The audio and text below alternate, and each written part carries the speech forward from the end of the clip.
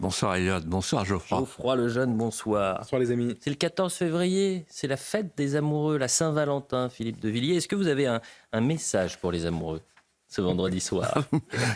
Ça s'appelle un démarrage en côte. Donc, un petit message pour les amoureux. Pour tous les amoureux de France, il y a un mot de Bussy-Rabutin, je crois. Le temps est à l'amour ce qu'est au feu le vent. Il éteint le petit, il attise le grand. On dit tout aux téléspectateurs, en plus de ne pas avoir de fiche, vous avez une meilleure mémoire que nous deux réunis. Puisqu'avant l'émission, vous m'avez dit, l'année dernière, pour le 14 février, on avait parlé d'une des plus belles chansons d'amour, si ce n'est la plus belle, l'hymne à l'amour d'Édith Piaf. Il y a deux choses qui ne meurent pas dans la vie, c'est l'amour et la mémoire. Eh bien, écoutez, est-ce que vous avez une seconde chanson d'amour pour les Français? Ah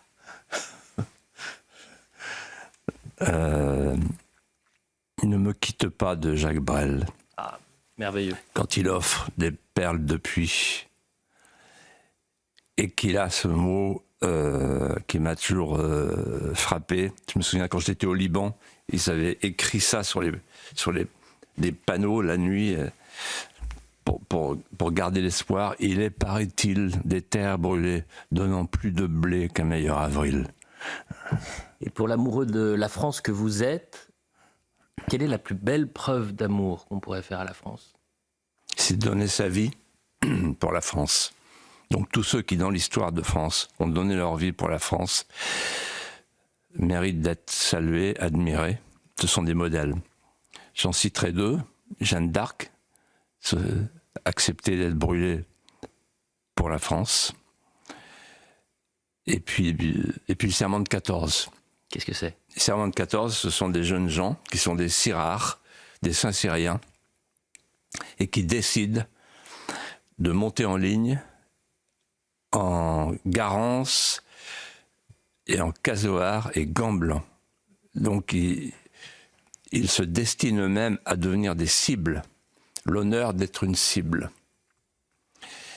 Et ils meurent en criant « Vive la France !» Le serment de 14.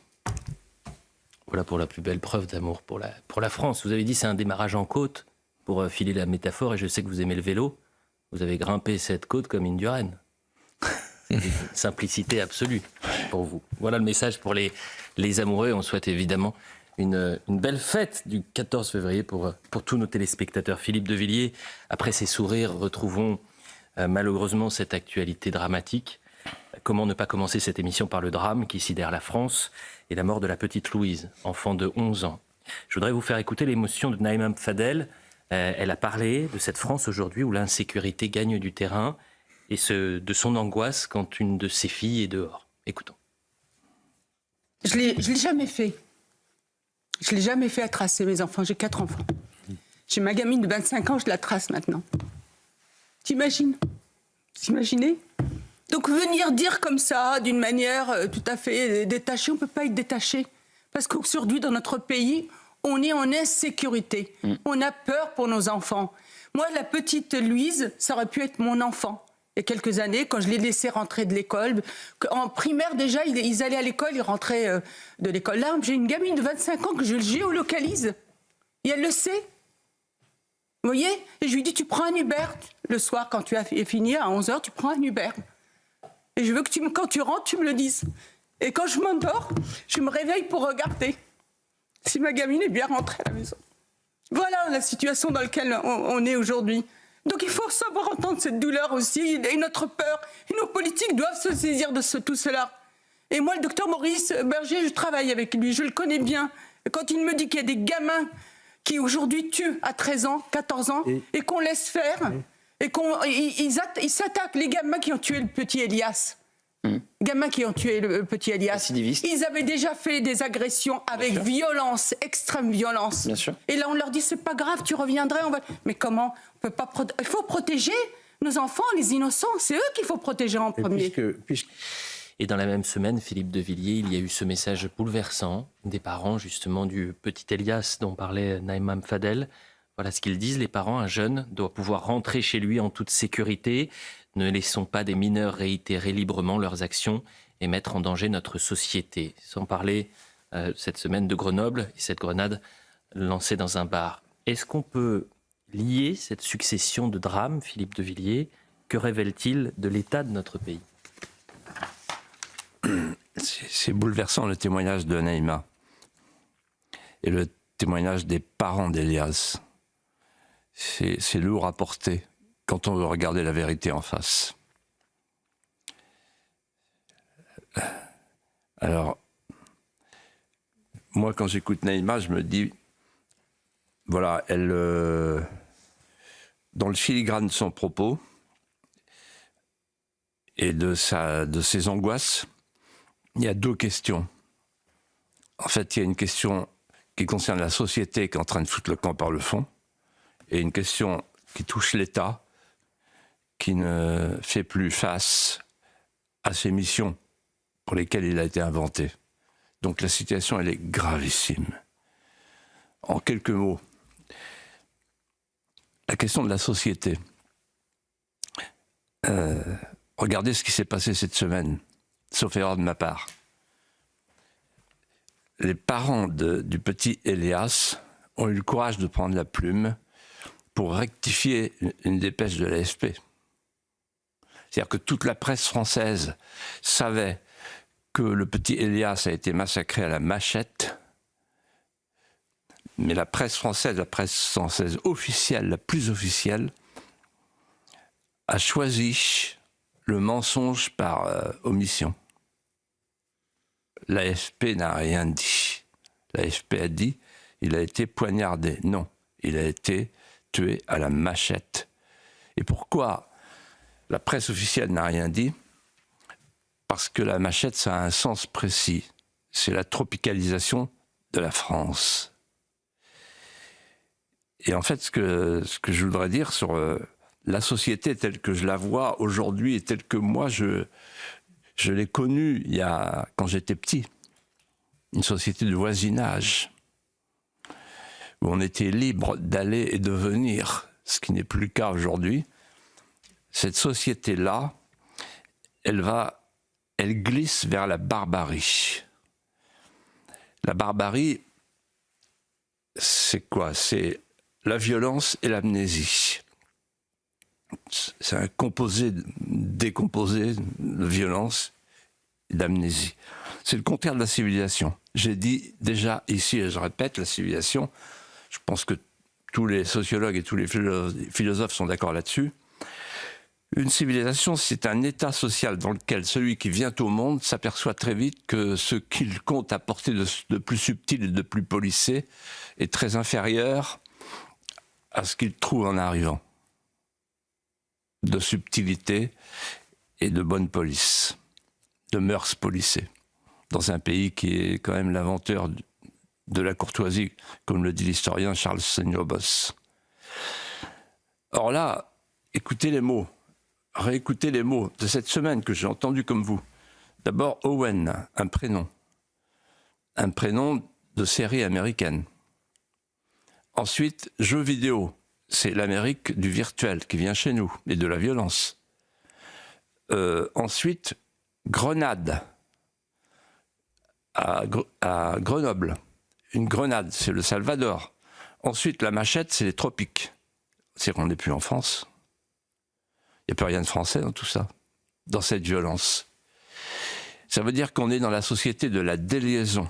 On n'est plus en société, on est en dissociété. Les liens sociaux sont distendus. Il n'y a plus de voisinage autre que numérique. On est des solidaires solitaires. Chacun vit comme un individu global à la Macron, pour sauver la planète. Mais on ne sauve pas son voisin. On ne le voit même plus. On ne le voit même plus vivre, on ne le voit même plus mourir. Quant à l'État,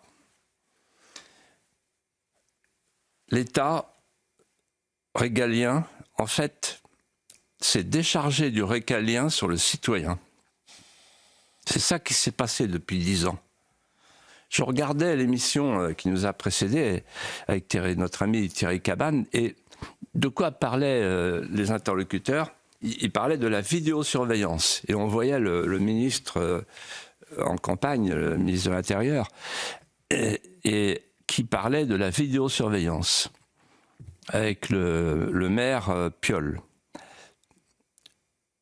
Et je me disais, voilà, ça y est, on a capitulé. En fait, on est en aval. Je vais essayer d'expliquer pourquoi. Donc l'État a fait le constat de son impuissance. Non possumus, comme on disait chez les anciens. Je ne peux plus rien pour vous. Devant Orange Mécanique, le régalien évolue avec ce qu'ils appellent au ministère de l'Intérieur, c'est né au moment de Crépol, un narratif officiel. Il y a besoin d'un récit officiel, un narratif. Ça pue le mensonge, ça sointe le mensonge. Le narratif officiel. Et la ligne de fuite du narratif officiel, c'est le fameux concept de Macron, funambule de la sémantique, la société de vigilance. Nous sommes entrés dans la société de vigilance. Qu'est-ce que ça veut dire, la société de vigilance? C'est subtil. Ça veut dire, moi l'État, je ne peux plus rien pour vous, je vous demande simplement de faire attention, d'être vigilant. Donc vous faites attention, quand vous marchez, vous choisissez vos horaires, on va peut-être faire des chemins sécurisés. C'est-à-dire que petit à petit, la liberté d'aller et venir est balisée de partout. Et surtout, c'est à chaque citoyen d'assumer lui-même le régalien de son autoprotection. Donc en fait, l'État se décharge sur lui et il prend cette charge, il devient un peu régalien à chaque moment de sa vie pour ne pas mourir. Pour dire les choses avec une image, vous avez les fichiers S, de plus en plus nombreux, qui sont en liberté, et les non-fichiers S, c'est vous et moi, qui sont en semi-liberté. Et alors, ce qui marche bien en France, ce qui marche le mieux en France avec les fruits et légumes, parce qu'on en mange toujours, malgré tout, c'est les digicodes, les portiques, la géolocalisation, les sociétés privées de surveillance, de sécurité. Et vers quoi va-t-on? On va vers l'étape ultime. On a connu le confinement sanitaire. On va connaître le confinement sécuritaire. Qu'est-ce que ça veut dire? Ça veut dire qu'on va vers la tentation mérovingienne, la reféodalisation de la France. Les historiens savent ce qu'a été la fin de l'Empire carolingien. On a vu apparaître les douves, les échauguettes, le tour de garde, la main en visière pour voir les bandes qui mettent le feu aux récoltes. Et nous, on a quoi? On a les digicodes qui sont en fait les nouveaux remparts. On a les drones qui sont les futurs donjons. Si vous transposez, vous n'êtes pas très loin du principe des suzerainetés protectrices et des vassalités à l'abri des forteresses. Et donc, en fait, la France est en train d'abandonner son pacte fondateur. Du temps de Clovis jusqu'à Clovis, il y avait la feida. Jusqu'à Clovis, il y avait la tribu qui pouvait se faire justice. Donc, la vengeance privée. Et l'État moderne, avec surtout Saint-Louis qui a supprimé les justices seigneuriales et féodales, l'État moderne, il a dit aux citoyens, bon, vous abandonnez votre droit personnel de vous venger, c'est moi qui vais vous venger.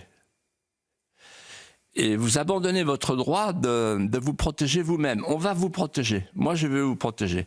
À partir du moment où l'État est défaillant dans sa mission de sécurité, de protection et de justice, ce qui est le cas aujourd'hui, ce qu'on peut craindre, c'est les rondes, les milices, le néo-féodal, le retour à la tentation mérovingienne.